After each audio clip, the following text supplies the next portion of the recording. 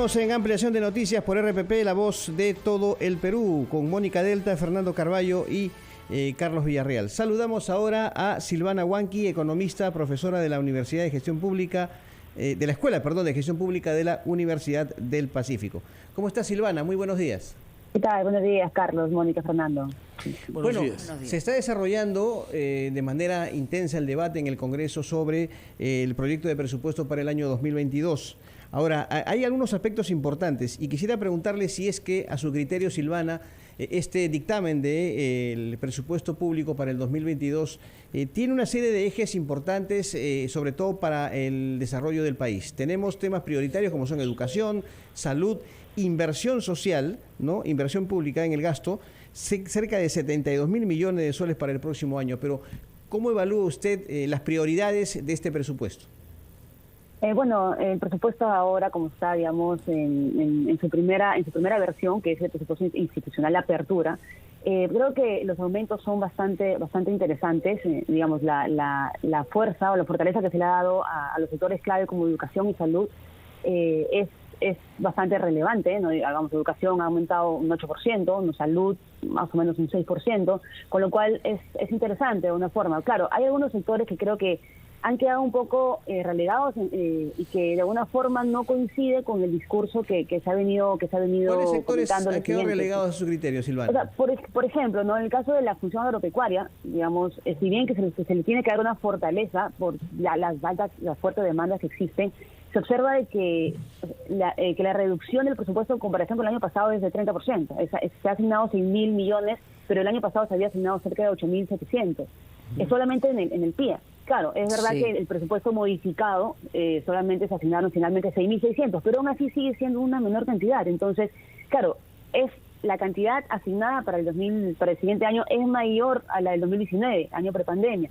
No, digamos, del 2019 al 2020 se dio este salto fuerte en la función agropecuaria, pero considerando el discurso y las demandas que existen, me pareció un poco extraño que exista esa reducción inicial. Ahora, ¿cómo estás, Silvana? ¿Qué tal? Muy bienvenida aquí a Ampliación de Noticias. Para darle a unos hay que quitarle a otros, porque evidentemente el cuero, este es el cuero de las correas, es el mismo cuero. Entonces, para que se exprese mejor era, si se tomó una decisión política de aumentar un presupuesto en educación, en salud y en inversión social, a alguien tenían que quitarle, no hay otra.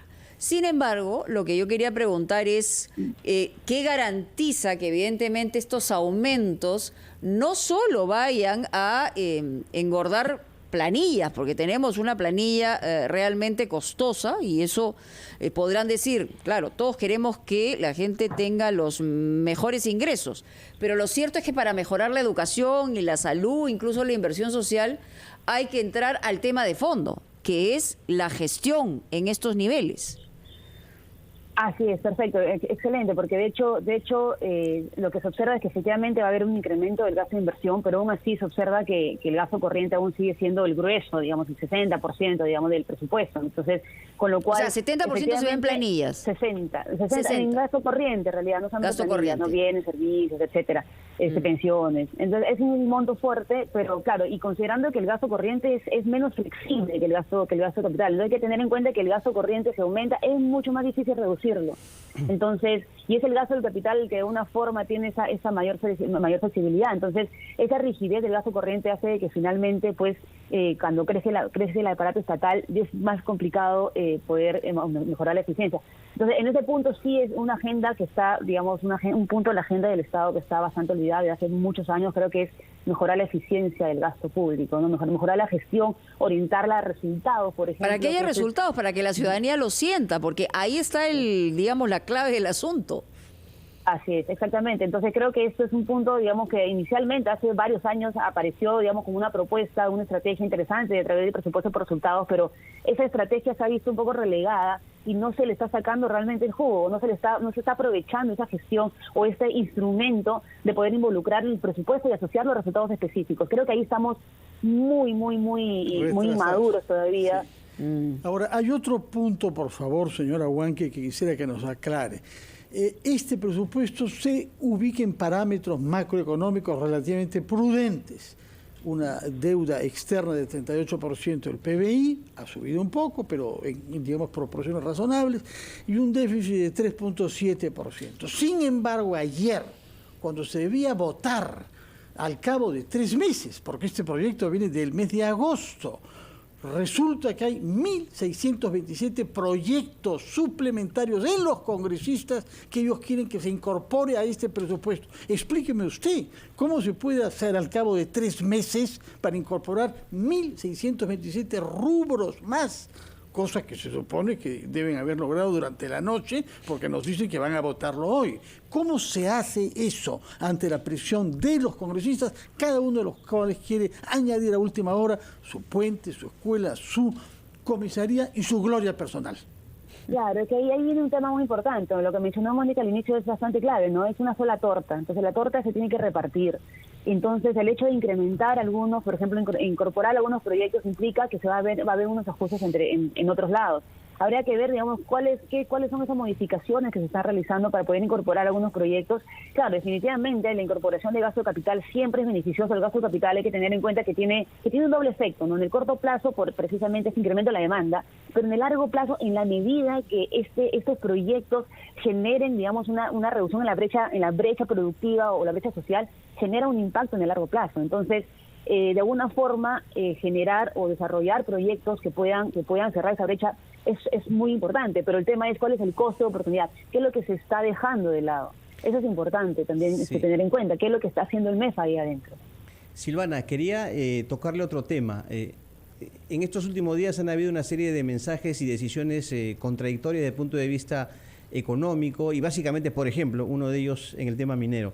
Sin embargo, ayer el presidente de la República, en una actividad con MIPYMES, ha sido enfático. Él dice que reafirma su disposición al diálogo, no van a haber decisiones arbitrarias ni unilaterales, va a haber diálogo con el sector empresarial, se va a impulsar a la pequeña y microempresa, pero en términos generales, Silvana, ¿realmente genera confianza el mensaje del presidente de la República con otros mensajes a su vez contradictorios, como le señalaba? Bueno, de hecho, lo que está esperando la gente en estos momentos más que palabras son acciones. Entonces creo que eso es un poco lo que falta. En el sector minero hoy en día está muy sensible a este tipo está muy alerta a lo que está pasando, digamos, en la coyuntura, especialmente política, la tendencia política al cual se está dirigiendo este gobierno, que aún no está clara. Entonces, y el sector minero no podemos dejar de verlo. El sector minero es responsable hoy día del 10% del PBI. Estamos hablando del casi el 20% de los tributos. Entonces, de alguna forma, lo que suceda con el sector va a afectar o va de alguna forma a determinar qué es lo que pase, digamos, en los siguientes meses, en los siguientes años con muchas de las variables macroeconómicas. Y efectivamente, pues entonces acá el tema es las señales que dé el gobierno, no en términos de palabras, sino en términos de acciones en este momento. ¿Qué es lo que va a suceder? Y es precisamente, creo, más allá, bueno, todo el sector privado en general, el que está esperando una forma para poder tomar decisiones. Todo el mundo está, gran parte del sector está de alguna forma en ascuas esperando pues señales adecuadas, que todavía no hay. Muchas gracias por sus explicaciones, señora Huanqui. Recuerdo que usted es economista y profesora de la Escuela de Gestión Pública de la Universidad del Pacífico y nos ha alertado sobre la importancia no solo de tener un buen presupuesto, sino de ejecutarlo. Muchas gracias y muy buenos días. Vamos a oír los anunciantes de RPP y retomamos ampliación de noticias.